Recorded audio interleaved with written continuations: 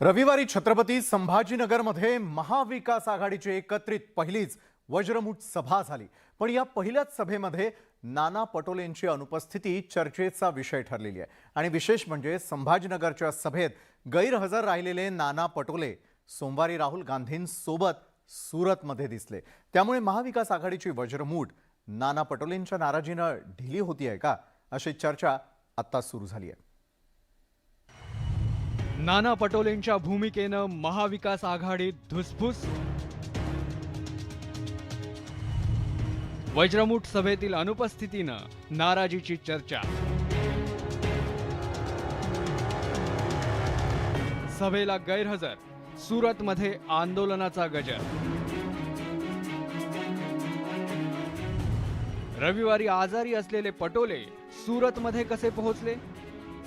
गेल्या 2 दिवसातली ही 2 दृश्य महाविकास आघाडीतली धुसफूस सांगायला पुरेशी आहे। रविवारी छत्रपती संभाजीनगरमध्ये झालेल्या सभेत नाना पटोले अनुपस्थित राहिले।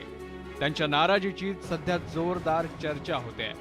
या सभेला महाविकास आघाडीतील ठाकरे गट, काँग्रेस आणि राष्ट्रवादी या तिन्ही पक्षातील सगळ्या प्रमुख नेत्यांचा सहभाग होता। मात्र काँग्रेसचे प्रदेशाध्यक्ष नाना पटोले व्यासपीठावर कुठेच दिसले नाहीत। यावर महाविकास आघाडीचे नेते सारवासारव करत असले तरी नाराजीची चर्चा मात्र सुरू झाली आहे। प्रत्येक सभेला सगळेच तिथं उपस्थित असतील असं नाही, कारण एक धोरण तिथं स्वीकारलं गेलेलं आहे की प्रत्येक पक्षाचे साधारण 2-2च नेते बोलतील। आता तुम्हालाही माहिती आहे की आमच्या प्रत्येक पक्षामध्ये अनेक मान्यवर आहेत, अनेक वडीलधारी आहेत आणि सगळ्यांना बोलता, कारण एवढ्या मोठ्या सभेमध्ये साधारण 2 तासात सभा संपवावी अशा प्रकारचं आमचं नियोजन असतं।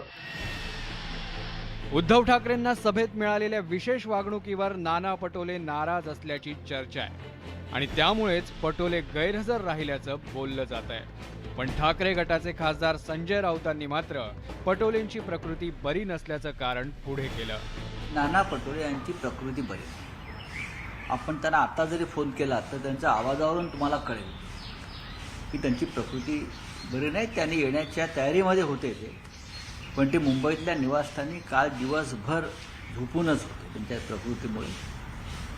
मी माहिती घेतली तेव्हा त्यांच्याशी बोलताना जाणवलं की ते आजारी आहेत। संजय राऊत मुंबईत नाना पटोलेंची तब्येत बरी नसल्याचं सांगत असतानाच दुसरीकडे नाना पटोले मात्र सुरतमध्ये दिसले।